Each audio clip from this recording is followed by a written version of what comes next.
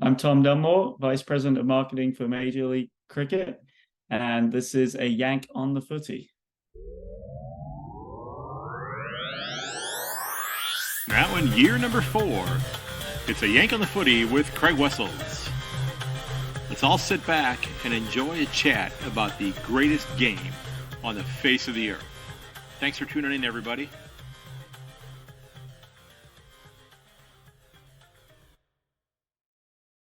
Hello, everyone, and welcome to episode 288 of A Yank on the Footy. I'm Craig Wessels, coming to you from Sandusky, Ohio. I'm thrilled that you're listening. In this episode, I will be chatting with Tom Dunmore, the Vice President of Marketing for Major League Cricket here in the United States. Taking a little bit of a detour from footy, but I have to tell you, I have become quite enamored with the game of cricket over the last several months, and I really wanted to take an opportunity to share the story of the inaugural season of Major League Cricket with those of you who are listening, and hoping that those of you here in the United States who are checking out footy will be also considering checking out cricket, especially if you are a baseball fan. And as all of you know, I am a huge baseball fan, but I'm frustrated with the game of Major League Baseball. But I absolutely love what is going on with this new game that I have discovered. And Mr. Dunmore uses a wonderful line that it's kind of a paraphrase of one that I've used. And I tell him during this episode that I may borrow his line because I think I might even like it better than the one that I use. Now, today's club of the episode are the Dookie United Football Club of the Kyabram and District Football League in Victoria. Now, the Dukes have been in the league since 2018, so this is a very new club. And they don the colors of the Port Adelaide Power. And this league is made up of many small towns that all have populations around 1,000 people. So these are clubs that,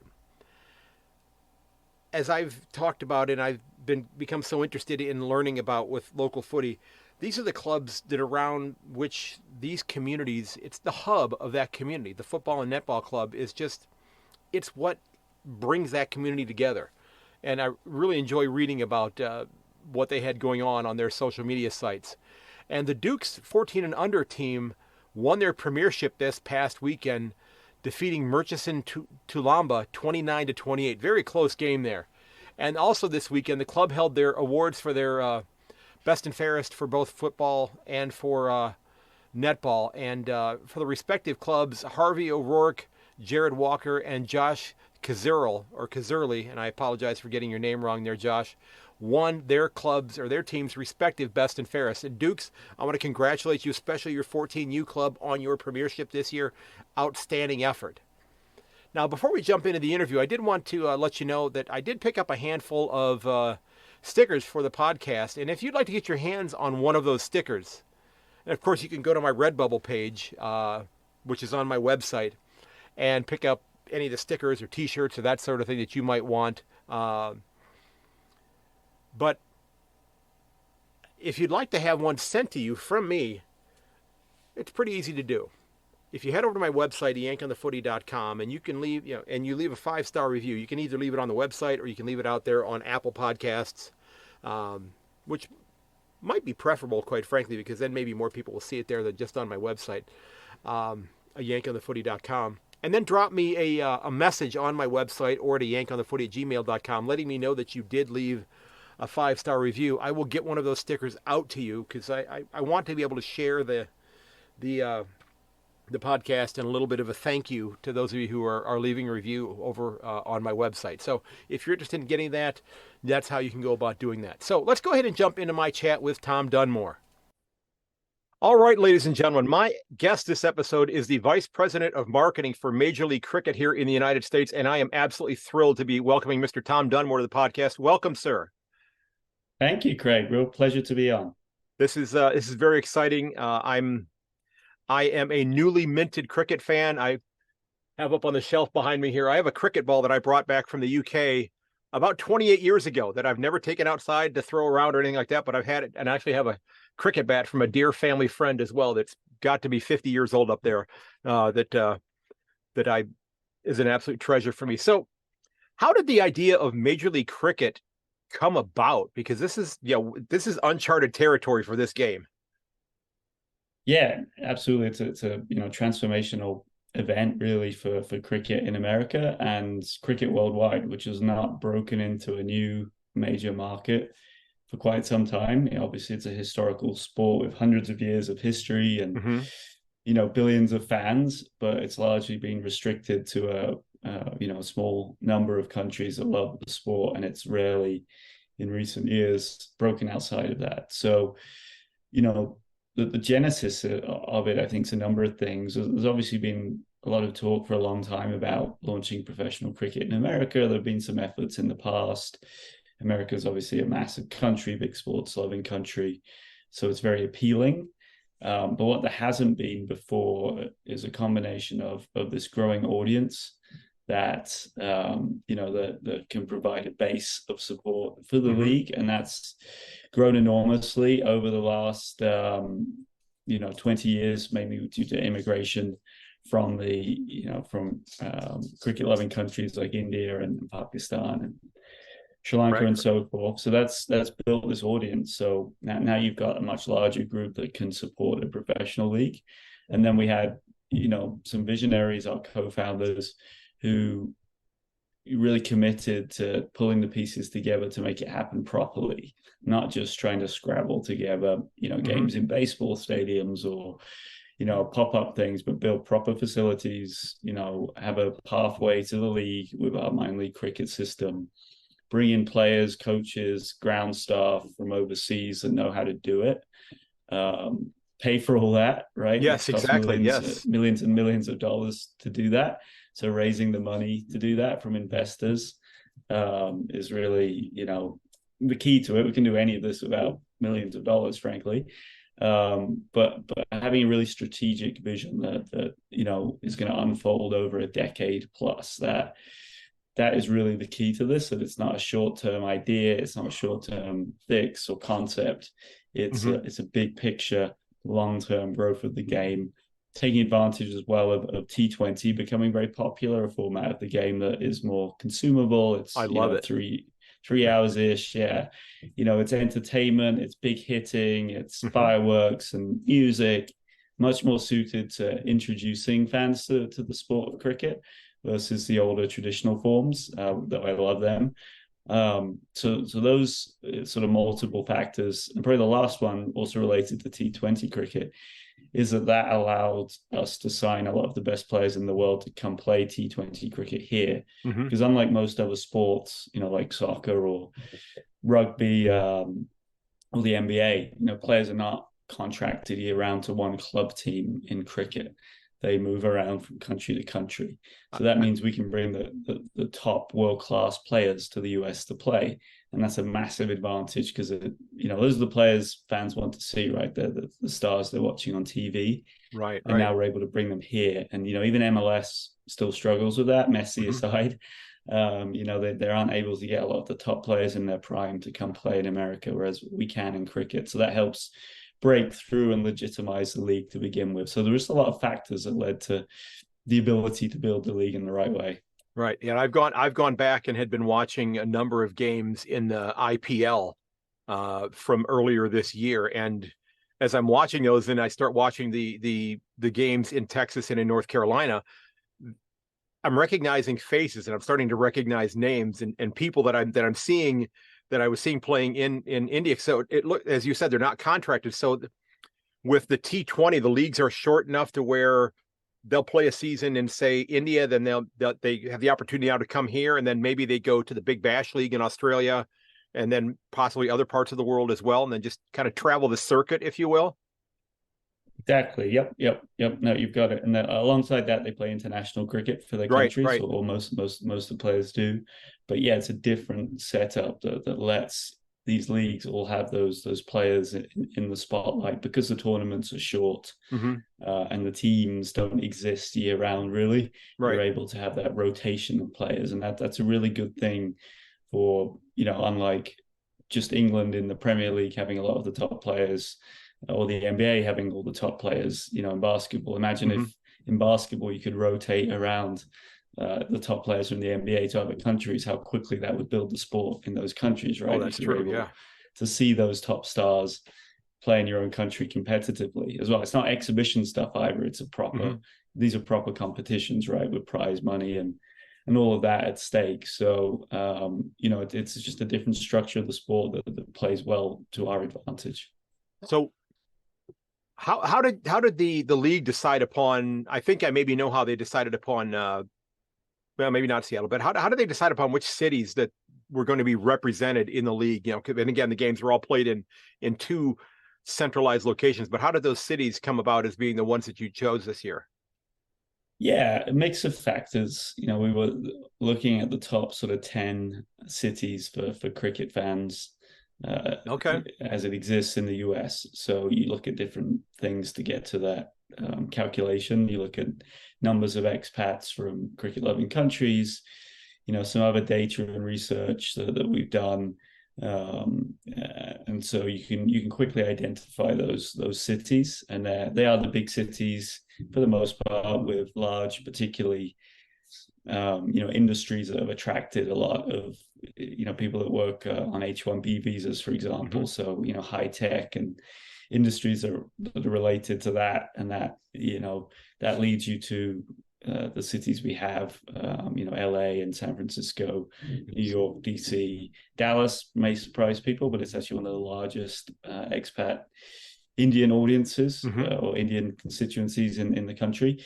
And then Seattle, which sort of comes back to the tech piece as well, where you have a lot of folks, from cricket-loving countries that work at Microsoft, and the CEO of Microsoft is one of our investors. Exactly. As well. That's what I was thinking. Is that it ties in. And that's the second piece that we also wanted to launch in cities where we have dedicated investors as well. Okay. So in Seattle and San Francisco, in DC, we've got local investors there who want to do this for their community in their backyard as well. Now, are there plans on having facilities in those cities in the future to actually then play the games in those locations rather than, and then bring clubs to, well, you have the club in Texas, but then bring a club, say, to the Research Triangle in North Carolina and that sort of thing, and add more clubs in as the league grows? Yeah, so two parts to that. We are definitely working to develop venues in all those cities that are currently part of the league. So DC and Seattle and the Bay Area, LA, etc. So that's a really important development, because that makes it really become a full league with those home fans that you can have in each city, and a home and away structure of some kind, an expanded league as well, because now we don't have enough venues to play a very long tournament. Otherwise we'd just be playing in one place over and over and over again. So that's really important, and is definitely one of our top priorities. And I think we're seeing an acceleration already of plans that have been seeded for 2 or 3 years, thanks to the success of the first season, because it's shown that if you build a cricket stadium with 8,000 seats, people will come and fill it. So we've proven that now. Before we did that, it was a concept, and now we can show it works. And it was interesting because, as you said, you had much of the audience, much of the fan base that was there were expats who were very familiar with the game. That this is something that they've grown up with, and they're seeing, in some instances, they're seeing players from their home countries that are playing there. But one thing I did notice, because if I'm not mistaken, there was one of the big investors in this is somebody who was from India, if I'm not mistaken. But you didn't have any, when I was looking at the rosters, I know you had a lot of people from around the world that were representing the U.S. who may be here on visas, that type of thing. But there wasn't anybody that was here that was specifically representing India per se. But there were, 8 other countries. Side? Yes, sir. Yeah, I did. I mean, I didn't notice that, because they were all listed, maybe under the American flag, though. Yes, so there's a complexity to Indian players that's pretty unique. They're not permitted to play outside of India in T20 franchise competitions. Unless they retire from playing in India forever, which is obviously a big commitment to make. So almost all the top, almost all the top players outside of India are able to come and play here, but the Indian players are not permitted. Now that could change in the future. We don't know, but they keep those players to only play in the Indian Premier League, which keeps their league and product Okay. pretty uniquely positioned. So yeah, that's a bit of a nuance with the Indian players. But they were at, because I noticed there were a lot of international players that were playing in the IPL, but so they're okay with them Yes. coming and going. That's not as they didn't want exclusivity with them. Yeah, they can't control the international players, so they can control who plays in India, but they can't control the international players. And they're not trying to block. I don't think they would try to block that anyway. Mm-hmm. And we do have 3 Indian teams that are investors in our league. So there's a lot the of Super synergy. Kings. Yep, the Super Kings, the Night Riders. I know that those that I actually. My desk in my classroom, I'm a school teacher. I have a large drafting table for a desk that's just covered with all sorts of different stickers for Australian rules football from all different leagues and that sort of thing. And I've actually started adding a few cricket stickers. I have my Chennai Super King sticker that's gone up on there just recently. So I guess I've chosen a side that I want to support. There you go. Yeah, but what hurdles did you run into before that first game, before the Knight Riders and the Super Kings played back in July? What were the things that you just kept running into that you had to get fixed? And again, you're the person that is selling this game to this country, and we sometimes can be a little stubborn. There's a lot of challenges, logistically. It's a massive operation to bring all these players and teams over, from visas to flights and scheduling and all of that. It's massively complicated. Working across all the teams, the investments and all of that takes time to work through. But we got there on all of that, which was fantastic. In terms of filling the stands, we didn't know what to expect because nobody had done this before. And it was difficult to gauge, but once we put tickets on sale, there was a good uptake. We then sort of doubled down on where we felt we were having success in the community and did more promotion directly, going to Indian grocery stores and putting up flyers and doing appearances at events and, WhatsApp groups and all the different ways of communicating across the core cricket audiences. I will say for this year, we stayed pretty focused on reaching out to core cricket fans. It felt like we needed to show we can fill the stadium first and have this proof of concept and reach that core constituency before we start doing a massive amount of outreach to broader audiences that don't know cricket yet. I think now that can be a year 2, year 3 goal to start growing that non-cricket fan group that comes out. Now we've shown it can work. Now we have content that showcases the excitement of the matches and all of that. And when new fans did come out, the anecdotal response was phenomenal. They just loved the experience, the energy in the stadium, even the food, like we had traditional sort of American ballpark food like hot dogs and what have you, but we also had samosas and biryani and things that make it a little different experience too. That I like that. That merging of cultures and yes, cricket does bring something different.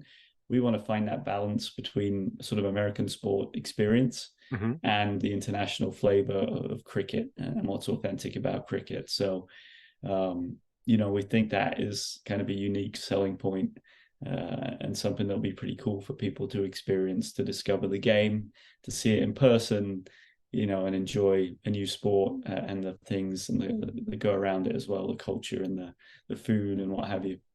So, you had, I jotted down a few names of people that I've been watching that have been I've been watching in the T20 tournaments and such around, like Aaron Finch and Marcus Stoinis, who I love watching him bowl, because when he gets a wicket, he just gets this really sly grin on his face, like the cat that caught the canary kind of thing. It's just like I don't know if that's his tell or something, but it's kind of fun to watch him when he gets that wicket. He just gets that little sly grin on his face, which is really, really neat. But What was the reaction of the international players who play in India and Australia and that type of thing? Was it positive to where they're saying, I can't wait to come back next year? Oh, it was incredible. Again, we didn't know what to expect from the players' reaction. The players probably didn't know what to expect either coming to play cricket in America. But they, to a person, I believe, just loved it. The experience to play cricket in a different country, especially one, that does have a global appeal like America. I think sometimes we forget that living here, that it's really attractive to come here and experience, a couple of weeks in the US. Some of the players brought their wives and families. They spent a couple of days in New York or Miami on the front or the back end of the tournament. Okay. So they're able to make it a good experience for themselves personally. But, more importantly, they really enjoyed the competition level. It was very high level across both the overseas players and the domestic players that took part. The stadium and the pitch, which is really important in cricket, the actual surface that can kind of make or break a cricket match. And the fact that the surface was really good, the stadiums were full, the atmosphere was great. The players and fans were interacting. There was that energy there. Every night match was so, just so infused with that passion of the fans, and the players feed off that. And that even though they got that energy of it, they can still go out and have a meal and not get mobbed, which, most of those players can't do in India or, in other countries. So they get to, kind of experience a nice break from that playing in the US. So I think all those factors, and they were treated really well, top class hotels and what have you. So it was a good experience for them. And they, I'm sure they've told all their, teammates around the world that this is a place to come play. Yeah, you kind of broke up there, but as you said, it's the place. It's the place. Yeah, you said it's the place to come. Yeah, you kind of broke up there a little bit. You got a little bit garbled there. That's okay, but you said that this is kind of the place to come. But you said that you mentioned that it was nice for them to be able to go out for a quiet meal after the match and that type of thing. But in the back of your mind, in a perfect world, you're thinking to yourself, you have to be thinking to yourself, boy, you know what? I hope in about 5 years, a couple of these guys get inconvenienced every night that they go out for dinner, because that means things are going well for us. Absolutely. And, I did see at hotels when I was pulling up players getting, bothered for autographs and things. So they're definitely getting recognized at times. So you want that balance, right? They can experience it, but the more they're recognized, the better for sure. Yeah, that definitely pays off for you then. And I, while the Texas Stadium was gorgeous and it was designed, it was just fun to watch the games there. The setting for the stadium that you built in North Carolina was beautiful. Just in the woods, and just it looked really bucolic and such, and it just kind of looked like that. Out of the way thing. It's like, trees. Hey, here's a cricket ground here. Let's come play. It was a really nice setting down in that. My daughter goes to college in North Carolina, so it's a beautiful state down there. So you mentioned that a lot of the players who are in the league that are representing America have kind of worked their way up through the last few years playing minor league cricket here, if you will. And there have been some good success stories there that have led to some of those players ended up making the jump into this level of cricket, correct? Yeah. The minor league has created really for the first time this consistent level of competition each summer. So we play about 10 weeks each summer, 26 teams, a couple of hundred matches that take place. And America's never had that consistent level of high quality competition before. So we needed that 2 or 3 years of competition to build these players up. So they were ready when they played in Major League Cricket. And some of them are very talented players. Some of them have played overseas as well. Some of them are homegrown. And, it's just really rewarding to see them having put in all those hard yards and then get to play alongside the superstars of cricket and, bat and bowl well, and make a mark too, and start to get noticed in the cricket world. So I think this is just the first step. I think in the next 10 years, we're going to see a whole flow of super talented, young players come through in America who have had this opportunity now, had better coaching than ever before, get to go on to clinics overseas and play with professionals, and then get to play in Major League Cricket and play international cricket for the US. And the US can get to a high level as well pretty quickly. They've already got a really good team, but I think you can see that level being raised in the future too. So, I think that's a key part of what we're doing, that we are building a whole domestic, base for this league that sets it up to succeed in the future. It's not just a pop-up tournament where we recruit some players and call it a day. It's that long-term planning, again, that's critical to make this work in the future so that we can widen the base of quality players around the country. That's awesome. So have any of these players that came up through the minor leagues that played in the Major League Cricket tournament this year, have any of them been contacted by any of the other leagues around the world to possibly go participate in those? Yeah, we're starting to see a couple of players get opportunities around the world. Some of them, have had some experience in the past in other countries, but are now having sort of fallen off the map because they perform well in Major League Cricket. Corey Anderson's an example. He used to be an international player for New Zealand, moved to the US several years ago, wasn't getting the call to go play in the top leagues around the world. But once he showed up in Major League Cricket and showed what he could do, he's getting the call up. Yeah, because he got drafted. He got drafted in the Big Bash League, if I'm not mistaken. Yeah, and a couple others as well. So that's really big, and I think that will grow in the future. And that's really key, especially once when it's a 19, 20-year-old as well. That will be a great moment too when they get noticed and called up. So that's the goal, to showcase these players and advance the national team and create this stronger level of play across the country. Okay, what would you say if you had to name like the biggest success and the biggest, boy, I wish we could have done that over again? What were those two events for this season? What was the biggest high and the biggest low for you?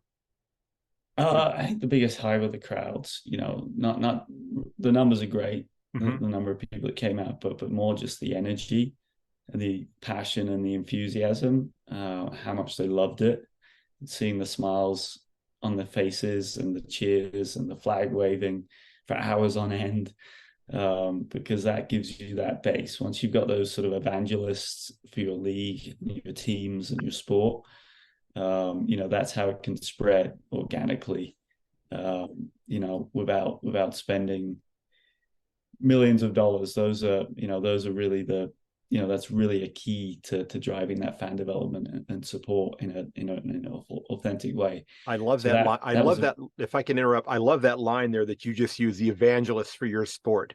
That is, I wrote that down because I'm trying to convince, the bulk of what I do with my podcast is about trying to get people interested in Australian rules football. And I always say that I'm using it as kind of my bell tower to go ring the bell and say, please check out this game. So I mean, the evangelist line, I love that line. I may borrow that. Yeah, go for it. I think I took it from one of my old bosses who taught me a lot about how you build fan bases, and that those evangelists are the key. That's a great way to put it. Yeah, to spreading it. Low point. I think there were 2 or 3 matches that were difficult in the heat in the afternoon, and in retrospect, we probably wouldn't schedule the same way. That we did have some double headers where we had matches starting in Texas. It's always hot in the summer, right? It was, yes, it is. Particularly hot this summer too, in Dallas, and very hot and humid. So it was a tough ask to get fans to come out to 3:30 matches when it was 105 degrees and humid and no respite from the sun at that time of day, really. So we probably would do that a little bit differently. So yeah, we knew we'd learn some things, but that being our worst problem for just 2 or 3 matches, certainly would have taken that before the season started. So you probably are not going to be calling the designers of the roof from Marvel Stadium in Melbourne and saying, hey, can we get one of these installed before next year? It would be nice, maybe a dome, dome stadium in Texas I was would gonna be say, good, but I we was gonna haven't. say Seattle. You might need one of those with all the rain they get there. I mean that's gonna make it interesting in terms of maintaining the pitch because I have a friend that is involved with the cricket league in Edmonton, Alberta, Canada, and he Hmm. said that the city sometimes forgets to cover the pitch and they get washed out for a week or two because it's so inundated with water. But Yeah, no, cricket is very susceptible to the elements, and it will mean it's a bit different in each part of the country, and those conditions play into how the sport is played. And that's why it's different in India than England or Australia. All the conditions are different. And the US having such diverse geography, I think it'll actually be good for the sport that we'll have players playing in all different conditions, in more damp conditions, in hot, dry conditions, in humid conditions, and so forth. So they'll be well equipped to go to different countries that have those type of conditions, having played across the country once we get those stadiums built. now I subscribed to Willow TV back earlier this year. I think I did back in June, knowing the season was going to be coming along. But I know there were a few free games on. I think it was Fox Sports this year, if I'm not mistaken. CBS, Oh, the yeah, CBS Sports Sports Network. That's right. Yes. So, Yeah. is there plans to continue doing that to try to expose the game to more American fans? Hope and then maybe do something like that the Australian Football League does not do, and then put a little crawl at the bottom telling people to to subscribe to Willow TV or something like that, so they could actually watch the games if they're not in Dallas or if they're not in North Carolina. That's something the AFL does not do a really good job with. Gotcha. Yeah, no, it's important for us to find those exposure moments, those kind of breakout moments, including, the CBS Sports Network games that we did, and maybe we do one or two more in the future. I mean, that's really key, explaining the game. You need to find that balance of explaining it, but not patronizing the existing audiences watching. But I think there's some cool things we could do. We've thought about, is there an alternate commentary we could do that the new fans can listen to, that sort of explains it in a different way using baseball terminology and things like that, so that new fans can have it explained to them, and then yeah, there you go. And then traditionalists can listen to the regular commentary. So what are things we can do that make it explainable to that mainstream audience? Is there more, I think there are more things we can do around the stadium with QR codes and the big screen to explain the sport. Same on social media, creating a series of explainers. So we need to start getting pretty intentional in how we break out of that cricket bubble and make it accessible and in a fun and interesting way too. That's the key to it. For the people that were new to the game, that were coming out to watch it for the first time, who maybe were work associates of expats who are coming, who grew up with the game and that sort of thing, did you get positive feedback from them that they were like, I wish I had discovered this earlier, this is wonderful, that kind of thing? Oh yeah, no, I mean, it's just a blast for fans, whether you knew the sport or not, I think. And there's so many people there that can explain it as well. And really, once you're there in person, it's a lot easier to understand it. And I do think we actually have a massive advantage in the US versus a lot of countries around the world, in that there is a wildly popular bat and ball sport here that's fairly comparable to cricket. And you can use a lot of translating terminology. A six is a home run, a run out's like getting tagged out, things like that. If you're doing this in France or Argentina, I think it's much harder because there's not even a translatable term, because they don't follow baseball or a bat and ball sport. Well, and let's be honest, I don't think Argentina is going to want to do a whole lot of anything that is directly associated with the UK. Just my take on it, but I don't know. They're pretty keen on soccer, but yeah. Well, true, that's true. But so's everybody else in that regard, though. But, yeah, fair enough. But, I think that is an advantage we have in the US, so we can translate it. And cricket's a lot like baseball. There's more action, is something we say, which is true. I agree with that. More. I agree. So I think once baseball fans watch it, doesn't mean they have to stop liking baseball. Like, I like baseball. Yeah. There's no reason to stop liking the bat and ball sport you really love, but you can explore another one and find its nuances interesting and its history and how you play it and all that fascinating. So I think that's a good opportunity we have here. Okay. And as we wrap up here, just a couple other little short things here. What can, and I know you're starting some grassroots things with minor league cricket, but what are some things that, or have there been successes with like local communities that have begun like youth cricket at the younger levels around the United States? Or if somebody wants to get started with something like that, what steps would they need to take to do something like that? Yeah, there are a lot of academies now and youth programs around the country. It varies very locally, but they're out there. They're always very welcoming to new kids, and I think especially, to be honest, if they're not from a traditional cricket background, it's everyone wants to spread the game and grow the game, so they're going to be keen to have kids from different backgrounds signing up too.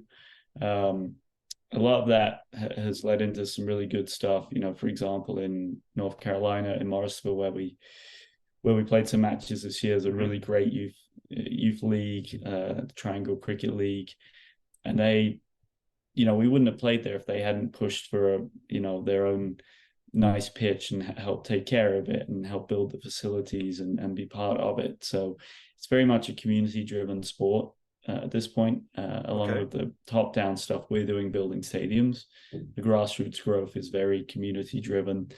There's a lot of people that are keen to grow the programs, the challenges of facilities and things like that. But, we try to support where we can.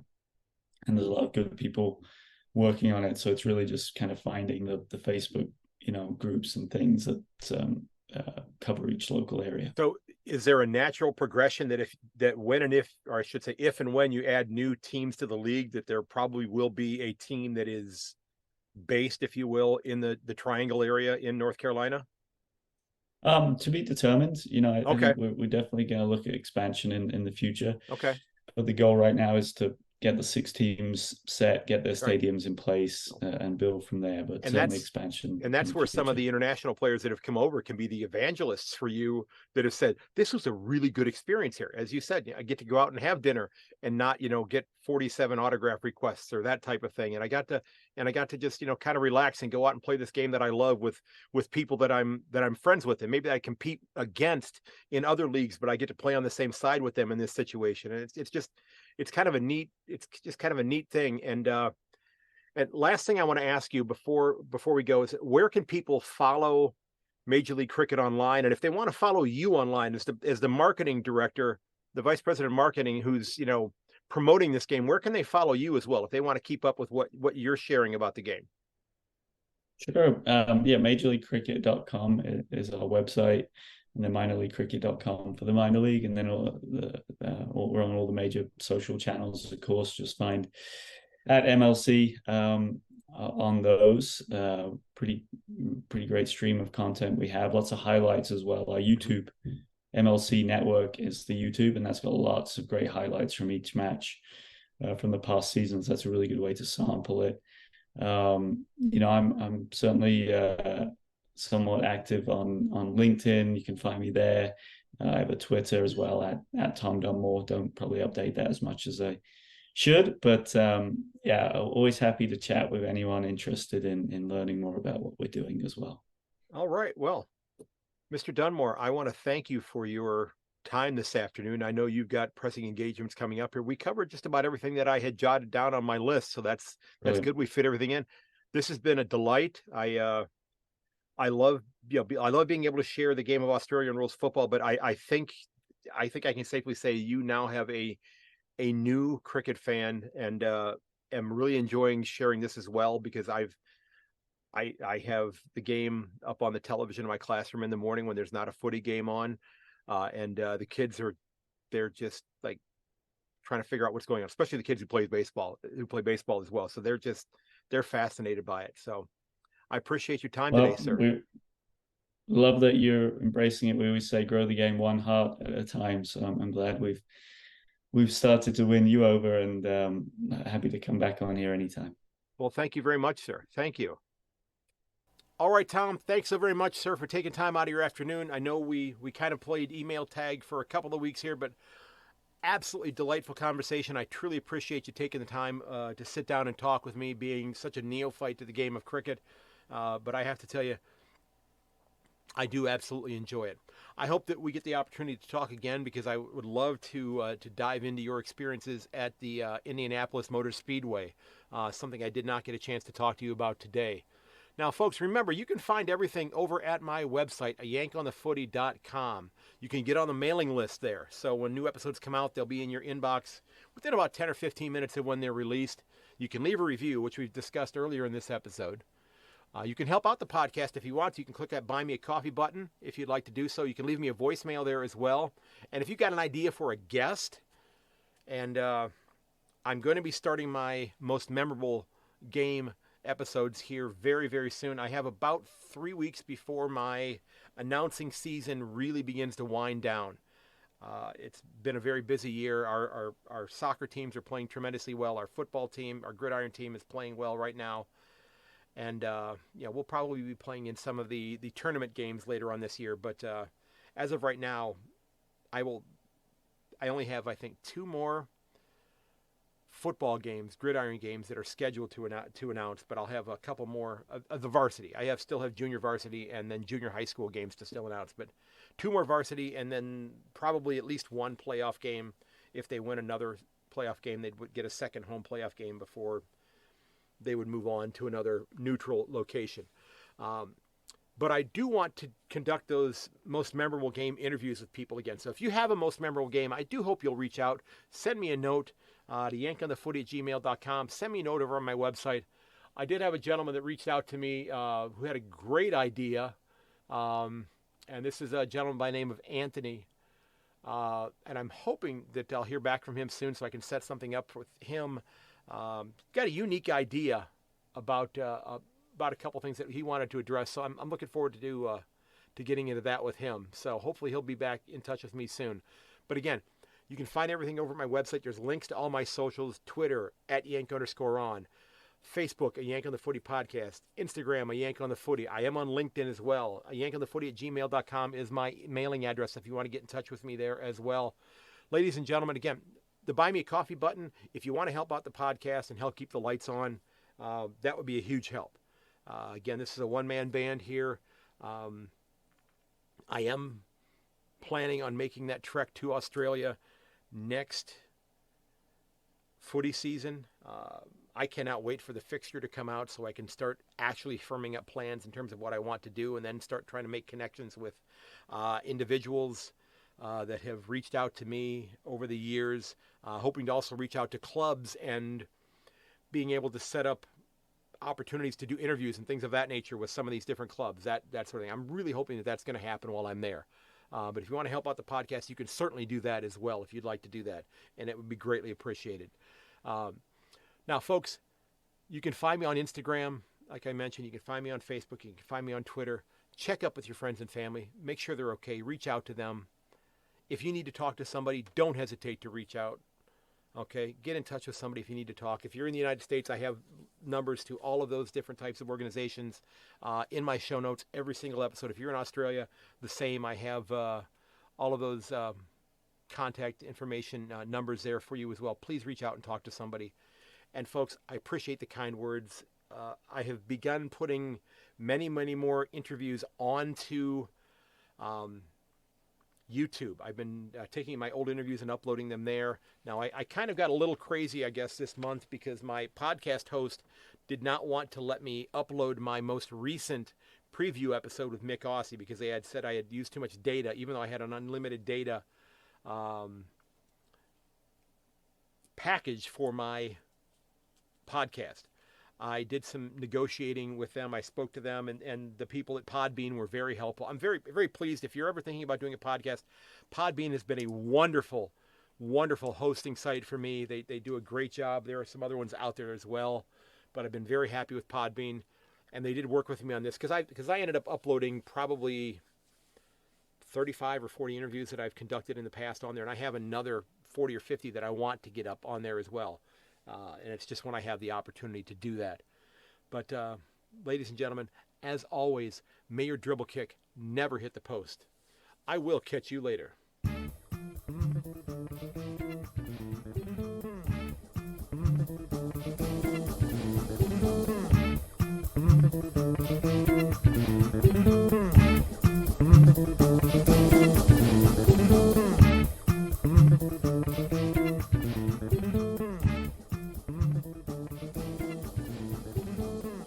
And this has been episode 288 of A Yank on the Footy, or I guess A Yank on the Cricket, this episode.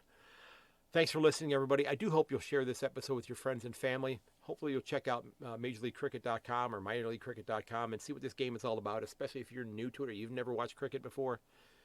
It's a hell of a lot of fun. If you're a baseball fan, I think it's a lot more action-packed. There's a lot more hitting. So if you enjoy watching people swing the big sticks and hitting the ball a long way, cricket could be the game for you to check out. All right, folks. Like I said, share the episode with your friends and family. And until next time, goodbye.